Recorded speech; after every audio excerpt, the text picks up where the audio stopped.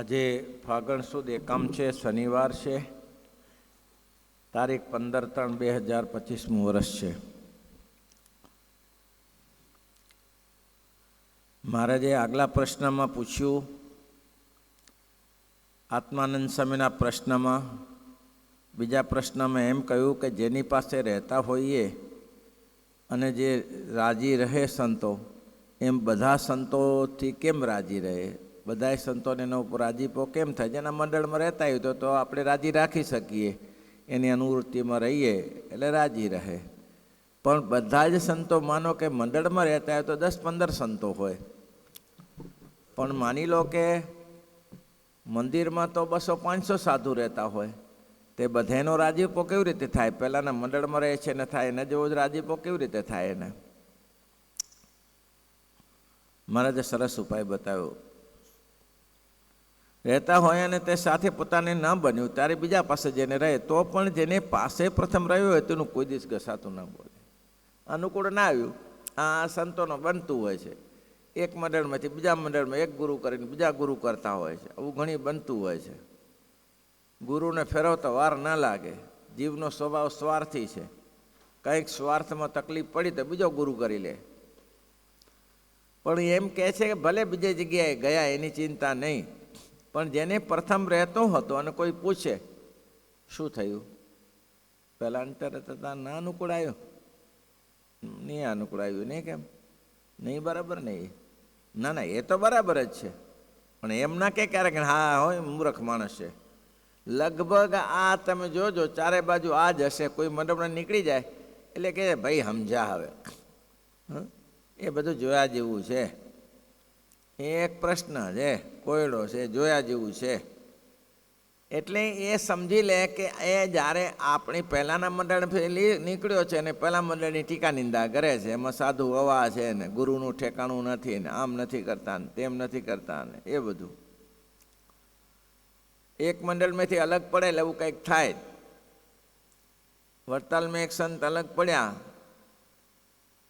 પછી ઘણા બધા સંતોને લઈને હાલ્યા ગયા એ મંડળમાંથી. 2-3 સંતો રહ્યા. પહેલાં પૂછ્યું કે સ્વામી સંત તો બહુ સારા છે, તો તમે કેમ અલગ પડ્યા? અરે ઠેકાણું છે, કેમ 2-2 વાર ખાવા આપે, બોલો આવું ગુણ લીધો. હવે પહેલાં સંતે કીધું કે સ્વામી સવારથી પહેલાં મંડળમાં રહેતા હતા ત્યારે જ કહ્યું કે મંડળમાં રહીએ છીએ પણ સ્વામી સવારથી સાંજ સુધી તો ભૂખ્યું ના રહેવાય, તો 2 ટાઈમ જમાય. તો કે સારું. હવે એને ચાલુ કરે તો શું કહે છે, 2 ટાઈમ તો ખાવા આપે. એની સાથે એને વૈરાગ કેવી રીતે રહે? એને વૈરાગ રાખવો હતો, એને સ્વતંત્ર વર્તવું હતું. એટલે આવું બધું થતું હોય છે. એટલે મહારાજ કહે છે કે જેની પાસે રહેતો હોય તો એની પાસે રહેતો હોય તો એને કેવી રીતે વિશ્વાસ હોય? એવો જ પાછો આને વિશ્વાસ હોય કે એનું ક્યારેય ઘસાતું ના બોલે, ત્યારે જાણીએ કે એના ઉપર બધાનો રાજીપો છે. અને જેનું કોઈ ઘસાતું બોલે ને ખમી શકે નહીં, ત્યારે સર્વે સંતને એમ જાણે છે આ તો કૃતઘ્ની છે. આ તો ત્યારે સર્વે સંતને એમ જણાય છે આ તો કૃતઘ્ની નથી. બધાની સાથે સારી રીતે રહેતા હોય તો એમ જાણે કૃતઘ્ની નથી. એમ જાણીને સર્વે સંતને હેત રાખે. અને જેની પાસે પ્રથમ રહ્યો હોય તેને મૂકીને બીજા પાસે જાય ત્યારે પણ પ્રથમ જેની પાસે રહ્યો હતો તેની નિંદા કરે. ત્યારે સર્વે સંતને એમ જણાય આ તો કૃતઘ્ની પુરુષ છે, નિંદા કરે છે. આજે એની નિંદા કરે છે, કાલે મારી પાસે આવશે તો મારી નિંદા કરશે. આ નિંદાથી જ. અને નિંદા એવી વસ્તુ છે, ગમે એટલું ગળપણ લાવો પણ નિંદા સમાન કોઈ ગળ્યું ન મળે તમને. ભાઈ સાટા બનાવો, પેંડા બનાવો, બરફી બનાવો, પણ નિંદામાં જેવું ગળપણ છે એવું બીજા ભોજનમાં ગળપણ નહીં મળે, સ્વાદ નહીં મળે. નિંદામાં સ્વાદ લોકોને સહેજે સહેજે સ્વાદ આવે છે. આપણે ઘણું બધું કહીએ કે આવા છે, તેવા છે, આમ છે, તેમ છે, તોય 2 શબ્દ કહે હા આમ તો સારા છે પણ આ તકલીફ તો છે જ. એ ગમે ત્યાંથી ખોતરીને ઊભું કરે. એટલે શ્રીજી મહારાજે કહ્યું કે કૃતઘ્ની છે. અમારા રામકૃષ્ણ સ્વામી હતા, બહુ સારા વચનામૃતના નિષ્ણાત હતા. એને કોઈ એમ કહે કે સ્વામી તમારા વિશે પેલો એમ બોલતો હતો, મારા વિશે બોલતો હતો, હે મારા વિશે બોલ્યા? હા હા બહુ સરસ હો, જય સ્વામિનારાયણ, પતી ગયું.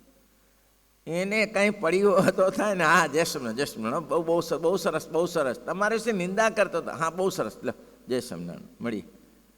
એને આને જેને આનું જેનું અંગ પડી ગયું કે નિંદા સાંભળ્યું છે નહીં, તમે નિંદા કોઈને કરવી નહીં અને તમારી કોઈ નિંદા કરે તો એને પ્રેમથી સાંભળવી. નિંદક નિયર, કબીર સાહેબ કહે છે, નિંદક નિયર રાખી અગન કુટીર છવાય. આંગણામાં કુટીર બનાવીને નિંદા કરનારાને સાથે રાખીએ. કેમ? તો કે જરૂરી છે. છોકરું જ્યારે નાનું હોય ત્યારે મળમૂત્ર કરે તેની માતા ધુએ, અને અત્યારે તમારા કોઈ નાના મોટા પાપ થયા હોય તો એ નિંદા કરનારા ધોઈ નાખે, નિંદા કરનારા તમારા પાપ ધોઈ નાખે. એટલે મહારાજ કહે છે કે નિંદા ટીકાથી બચી જાઓ.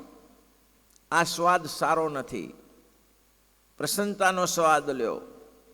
જે બેઠા છે એવું વિચાર્યું ક્યારે કે આ સાધુઓ અહીંયાથી ત્યાં જાય છે, અહીંથી અરે અહીંથી અહીં જાય છે, શું આપણે કરી શકીએ છીએ? આપણે દીક્ષા લઈ શકાય છે? દીક્ષા લઈને મંદિરમાં આવી શકાય છે આપણાથી? અહીં 4 કલાક બેસી શકાય છે? બેસી શકાતું નથી. અહીં કોઈ આવીને એમ કે આ તો ઠીક છે ગુરુકુળ છે. હવે નાના નાના મંદિરો તમે જોયા હશે, કેટલા મંદિરો હોય, શિખરબંધ મંદિર હોય પણ જગ્યા તો અડધો વીઘો ન હોય. હવે અડધો વીઘો જગ્યા ન હોય ને ત્યાં સાધુ બિચારા 24 કલાક બેઠા રહેતા હોય છે. હવે તમે તમારા ઘરમાં બેસી શકતા નથી. તમારા ઘરમાં બેઠા હો તો કાંઈ ન હોય તો ટેલ મારવા નીકળો છો, ફરવા નીકળો છો, અથવા તો કુટુંબને લઈને એમ કે ચાલો ત્યારે જી આવીએ કે દર્શન કરીએ, દર્શનને બાને નીકળો છો, પણ ઘરમાં રહી શકતા નથી. એટલે શ્રીજી મહારાજે તે સમયના મંદિરો કરાવ્યા, એની જગ્યાઓ પોઢી રાખી. આ કાલુપુર મંદિરની 700-800 એકર જમીન હતી ત્યારે મંદિર. પછી ભલે જે થતું એ થયું. ધોળકાની હજી 3000 વીઘા જમીન પડી છે. બોલો, ભલે પછી યાદી થોડી ઘણી આવી એમ કહે છે. હવે તો આ જુનાગઢમાં મોટો બાગ બનાવ્યો, મૂડીમાં ડાળમડી વાવેલી, ઠાકોરજીને થાળ મોટો બાગ બનાવ્યો. શ્રીજી મહારાજ કે ત્યાં દિવસે તમે બગીચે જાઓ, બગીચાની સારવાર કરો, ત્યાંથી ફૂલ લેતા આવો, ત્યાંથી ફળ લેતા આવો, ઠાકોરજીને ધરાવો, અને તમારે હલનચલન થઈ જાય એટલે અવર જવર થઈ જાય અને તમે થોડા ખુલ્લા થઈ જાઓ, મૂંઝાઈને બેઠા ના રહો. આવા મંદિરો શ્રીજી મહારાજે બનાવ્યા. મેં કીધું ને પાઠકવાડી બનાવી ત્યારે તો સિટી હતી, ત્યાં સિટી નથી, પણ મહારાજ કે આ બરાબર છે, એ તો આવી જશે. અત્યારે બધું વીટી વર્યું ચારે બાજુ.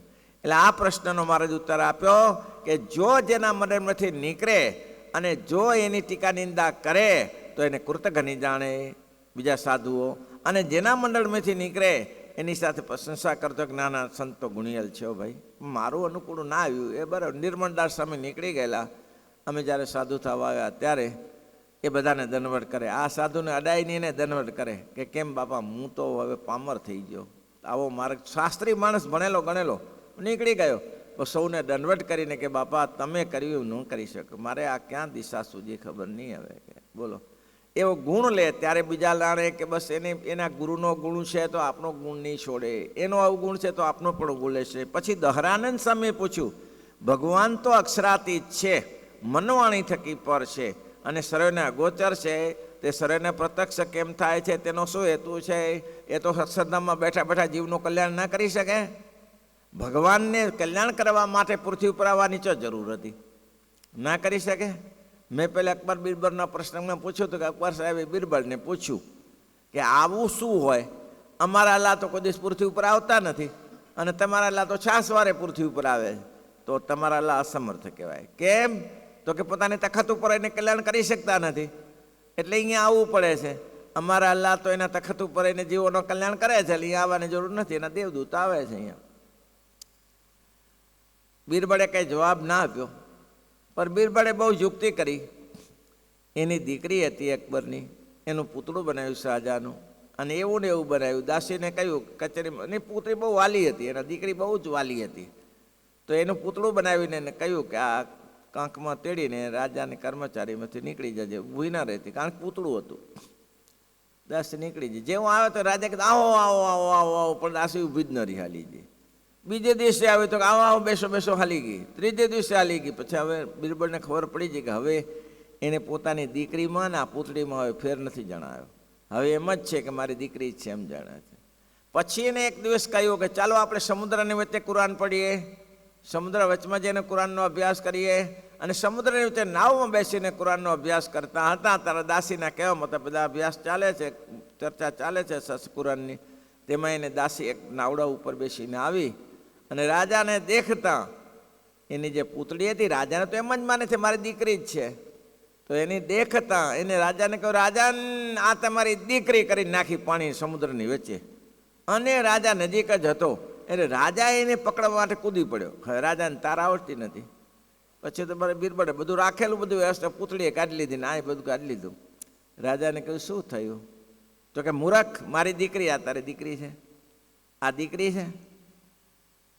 ના દીકરી. તો પછી કૂદવાની ક્યાં જરૂર હતી પાણીમાં? તમને તરતા આવડે છે? તો કે ના. તમને તરતા નથી આવડતું તો તમે અંદર પાણીની સમુદ્રની વચ્ચે કેમ કૂદી પડ્યા? તો કે મારી દીકરીની સાથે સ્નેહ હતો એટલે હું પાણીમાં કૂદી પડ્યો.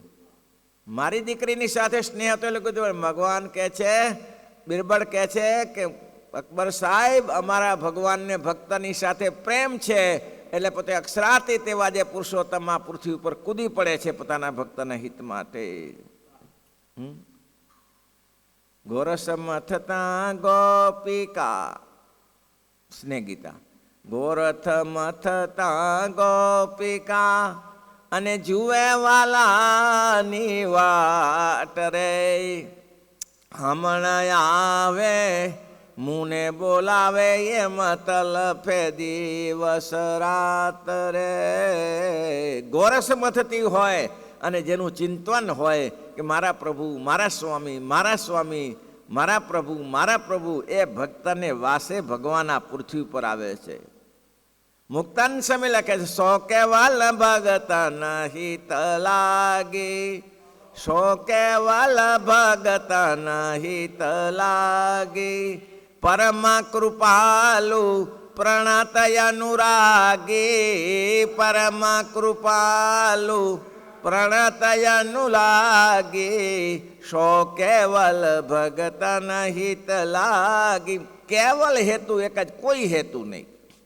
ભગવાનને પૃથ્વી ઉપર આવવાનો કોઈ હેતુ, નિમિત્ત હોઈ શકે. રામચંદ્રજી ભગવાન નિમિત્ત લે. શેનું નિમિત્ત લે? કોઈને કોઈ કૌશલ્યાને માટે તે જન્મ લેવા માટે એ બધા નિમિત્ત છે. મુખ્ય હેતુ પોતાના ભક્તને પ્રેમ આપવાને માટે. મહારાજ કે મારા ભક્તને મારી મૂર્તિમાં, અને કેટલું સરસ લખ્યું કે એવા જે પ્રત્યક્ષ દેખાય તેને તો શ્રીજી મહારાજ બોલ્યા, અક્ષરાતીતને મનોણા થકી પરને અગોચર એવા જે ભગવાન તે જ કૃપા કરીને એમ ધારે કે જ્ઞાની અજ્ઞાની મને દર્શન, હું એને દર્શન આપું, મારું દર્શન કરો. તો જ્ઞાની અજ્ઞાની બધાને દર્શન થાય છે. અને કેવી ભગવાનની મૂર્તિમાં લીન થઈ જાય છે. નારાયણ સરોવર પાસે મહારાજ વિચરણ કરતા હતા અને એકલા જ હતા, સાથમાં કોઈ હતું નહીં. પાણીની તરસ લાગી ત્યારે નાપિત વાળંદ હજમત કરનારો મળ્યો. એને પૂછ્યું કે ભાઈ પાણી મળે? પાણી એટલે એને કીધું ચાલો પ્રભુ પાણી બતાવું. બોખ પાણી હતું, નદીનો બોખ હતો, એમાં પાણી બતાવ્યું. મહારાજ આ પાણી. પણ જેવું પાણી બતાવ્યું ઓલા નાપિતને ભગવાનની મૂર્તિ હૃદયમાં વસી ગઈ. બોલો, નાપિતને ભગવાનની મૂર્તિ વસી ગઈ. આમ અખંડ દેખાય, અખંડ દેખાય મૂર્તિ. પાછળ છોડે નહીં, મહારાજની પાછળ પાછળ પડ્યા કરે. વિચાર કર્યો કે આ મહારાજ કે આ તો ભેગો આવશે હારો, એટલે સેજ દ્રષ્ટિ ચૂકાવી અને મહારાજ ત્યાંથી નીકળી ગયા. પણ મહારાજને શોધતો શોધતો પાછો કાળા તર્યા તર્યા ગયો. મહારાજે કીધું અમે કાળા તરા તર્યા જા ને. એ પહોંચતો ત્યાં ગયો અને ત્યાં કાળા તેરાવ ગયા ત્યારે શું કર્યું? મહારાજ બેઠા હતા અને સત્સંગ સભા બેઠી હતી ચારે બાજુ. અને આવીને રાડો પડવા લાગ્યો, અરે જુઓ જુઓ આ કોણ બેઠું છે, આ તો કોણ બેઠું છે, તમને ખબર નથી આ કોણ આવીને અક્ષરાધીત પુરુષોત્તમ નારાયણીય બેઠા છે? અરે આવી રીતે તમારે એને સામે બેસાતું હશે. મહારાજે મૂંગો રાખ્યો. મૂંગો બેસ અત્યારે લપ કર્યા સિવાય. હા, અક્ષરાતીત આ ભગવાનનું અક્ષરધામ ક્યાં ને આ ક્યાં? અરે તમે ક્યાં ને કીડી કુંડરનો મેલાપ જીવન જાણો, હાથી ને કુકડીની મિત્રતા ના થાય, ના થાય. મહારાજ કે અત્યારે જપ થોડી વાર, અમે આ રીતે આવ્યા છીએ ને સત્સંગ કરાવવા આવ્યા છીએ. હવે નાનજી કાઠિયાવાડમાં નાનજી હાંડો, હવે એ સત્સંગી થયેલો અને એને શ્રીજી મહારાજને કહેલું કે મહારાજ કંઠી તો પહેરાવો, કંઠી પછી અંતે તમે લેવા આવો તો કંઠી, જાતે આવો તો મહારાજ કે આવીશું. હવે એને ઘરવાળીની સત્સંગની આને બાપલાને એમ થયું કે આહા હા પુરુષોત્તમ નારાયણ મારે ઘેર પધાર્યા તો મારે રસોઈ કરીને જમાડવા છે. એટલે મૂળજી બ્રહ્મચારીને કહ્યું કે મહારાજને પૂછો ને, મારા ઘરે રસોઈ કરશે, જમશો? મહારાજ કે અહીંયા ક્યાં બીજું કોઈ જમાડનારું છે, તમારે ઘરે જવું પડશે. સારું સારું, એને તૈયારી કરી. હવે નાનજી હાંડા ઘરે ગયા એટલે એની ઘરવાળીને કીધું મહારાજ બધા, એ ધંધો નહીં હો, મહારાજ મારા સ્વામિનારાયણ મારા ઘરમાં ના જાય જોઈએ. એ ભૂરકી નાખે છે ને, એ કંઈક કરે છે ને, જાદુ કરે છે ને, મગજ ફરી નાખે, એ ઘરમાં ન જોઈએ. મહારાજ નાનજી હાંડો કે ભારે થઈ. મૂળજી બ્રહ્મચારી એને સમજાવો કે. મૂળજી બ્રહ્મચારી કે શું સમજાવે? મૂળજી બ્રહ્મચારી કે બા એક કામ કરીએ તો. બોલો શું? હું રસોઈ કરી દઉં, મારી સાથે તકલીફ નથી ને? તો કે ના, હું રસોઈ કરી દઉં, પછી હું આ બધું ત્યાં લઈ જઈશ મહારાજને જમવા. તો જે કોઈ આપું, જે કોઈ આપું, દૂધ ખાંડ ઘી બધું જ આપું, અહીંયા નહીં સ્વામિનારાયણ, મારે ઘરે નહીં. બાકી એને ગામની પાદરે જે જમવું એ આપું, બનાવો. સારું, રસોઈ બની. મૂળજી બ્રહ્મચારી કે બા આ બધું ક્યાં લઈને જાઉં? તો હું શું કરું? તમે એક કામ કરો ને. શું? તમે અંદર દરવાજો બંધ કરીને અંદર બેસી જાઓ અને હું મહારાજને જમાડી દઉં ને પછી અમે નીકળી જઈએ. બાને એમ લાગ્યું કે વાત સાચી છે. નાનજી હાંડાને કહેતી વાત ઠીક છે, આ જ કરાય.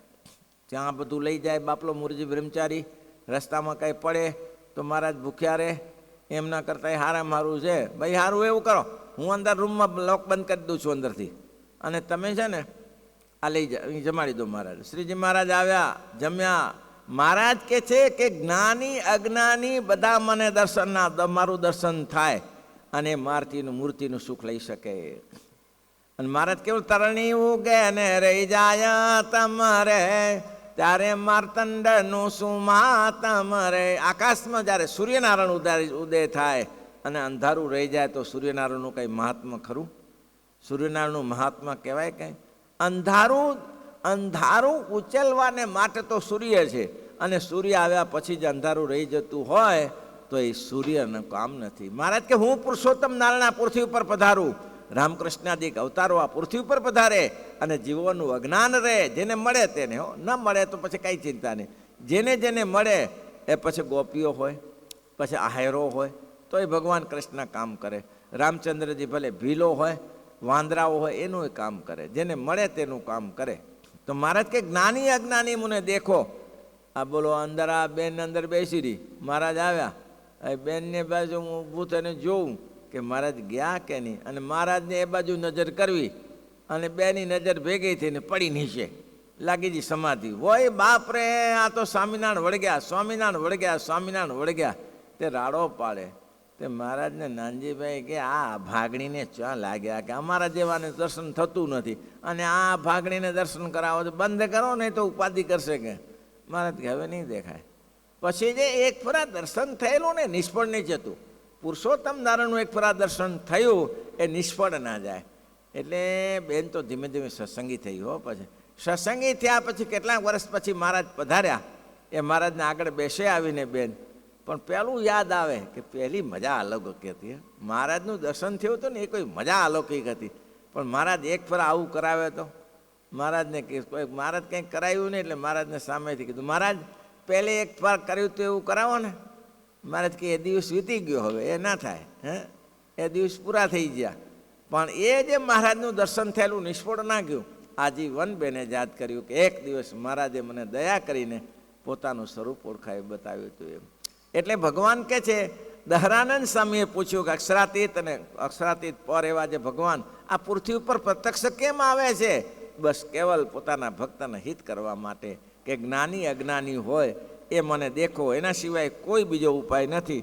આ મૃત્યુલોકના માણસને ભગવાન પ્રત્યક્ષ દેખાય એવો સંકલ્પ કરીને ભગવાન કૃપા કરીને મૃત્યુલોકને સર્વે મનુષ્યને દેખે એવા થાય છે.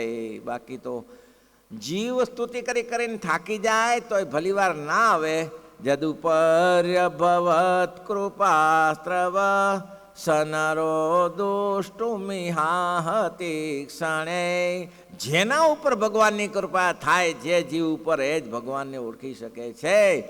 કંસ ઓળખ્યો, શિશુપાલે ઓળખ્યા, એ ભેગો જ મુડાવતો હતો ને. ક્યાં ઓળખી શક્યા? ના ઓળખી શક્યા. રાવણ ઓળખી શક્યો?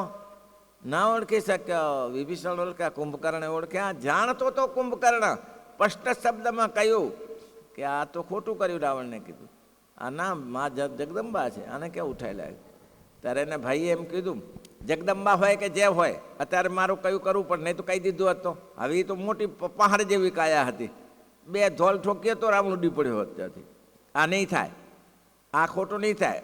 ભગવાને યુદ્ધ શરૂ કરતાં પહેલાં કર્ણને બોલાયો, દાદા ભીષ્મને બોલાયા, કૃપાચાર્યને બોલાયા, દ્રોણાચાર્યને બધાને કહ્યું આ ખોટું થઈ રહ્યું છે, તમે અસત્યનો પથ લીધો છે, અસત્યનો પંથ સાચો નથી. એકે માન્યા, એકેને મનાણું, કોઈને ના મનાણું.